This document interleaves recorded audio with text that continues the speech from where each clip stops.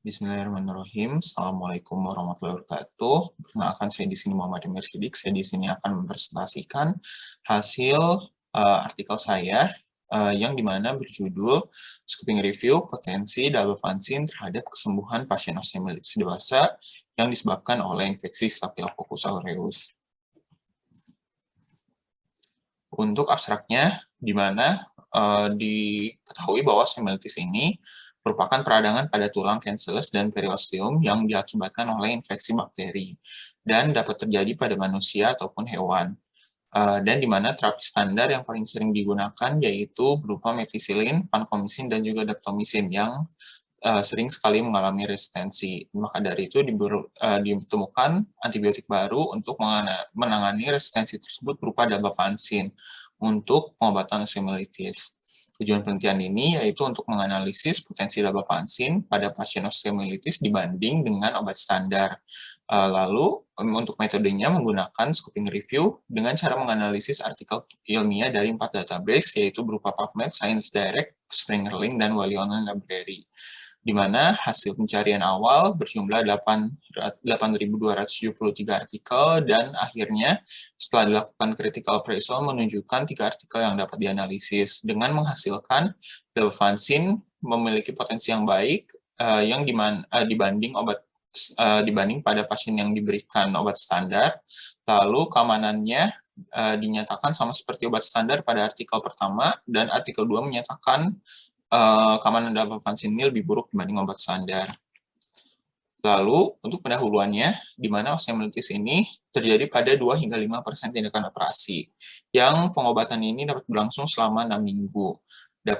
Apabila tidak diobati, dapat menyebabkan vertebral osteomyelitis yang dapat menyebabkan gangguan fungsi saraf dan deformitas tulang, sehingga dapat mempengaruhi daripada aktivitas sehari-hari dan bahkan dapat menyebabkan kematian.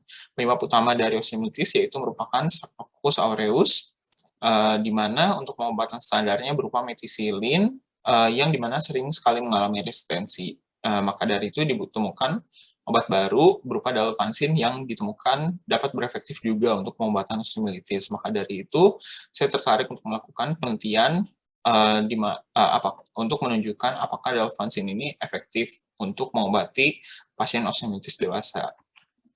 Untuk metodologi penelitiannya, di mana penelitian ini menggunakan scoping review dan terdapat adanya 5 proses, yaitu pertama pencarian data disesuaikan dengan keyword yang diaplikasikan pada PubMed, Springer Link, ScienceDirect, dan Wiley Online Library.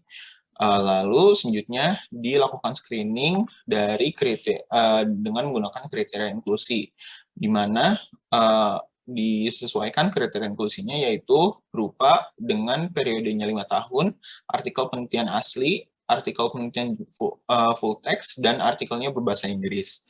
Lalu di-screening dengan menggunakan kriteria eksklusi, yang dimana tidak mengikuti PCOS, terdapat ada duplikasi, hasil penelitian berasal dari tesis, disertasi, web, ataupun laporan penelitian.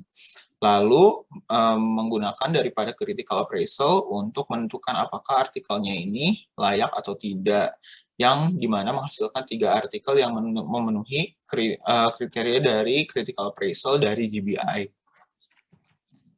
Berikut untuk hasilnya, di mana untuk hasil penelitiannya yaitu ditemukan terdapat adanya 3 artikel dengan yang dimana satu artikel menggunakan cohort retrospektif, satu artikel dengan menggunakan metode RCT, dan satu artikel dengan menggunakan metode clinical trial, di mana untuk hasilnya menghasilkan daripada keamanan daripada di mana efektivitas dari dalbavancin ini.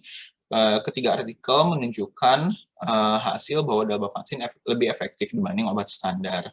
Lalu lama rawat inapnya dihasilkan pada 2 artikel yang dimana terdapat adanya lama rawat inap yang lebih pendek pada pasien yang menggunakan dalbavancin dibanding obat standar. Lalu untuk keamanan, di mana satu artikel menunjukkan terdapat adanya terdapat adanya kesamaan antara keamanan dari pasien yang diberi obat dalbavancin dan obat standar. Satu artikel menunjukkan bahwa dalbavancin memiliki keamanan yang lebih buruk dibandingkan obat standar. Dapat disimpulkan bahwa dari ketiga artikel ini menunjukkan angka kesembuhan pada pasien dalbavancin yang lebih banyak dibanding pasien yang diberi obat standar. Lama rawat inap yang lebih singkat pada pasien yang diberi dalbavancin dibanding pasien yang diberi obat standar, dan potensinya di mana dalbavancin ini lebih berpotensi dalbavancin berpotensi lebih efektif daripada obat standar. Alhamdulillahirrahmanirrahim. Terima kasih. Sekian yang bisa dapat saya sampaikan. Assalamualaikum warahmatullahi wabarakatuh.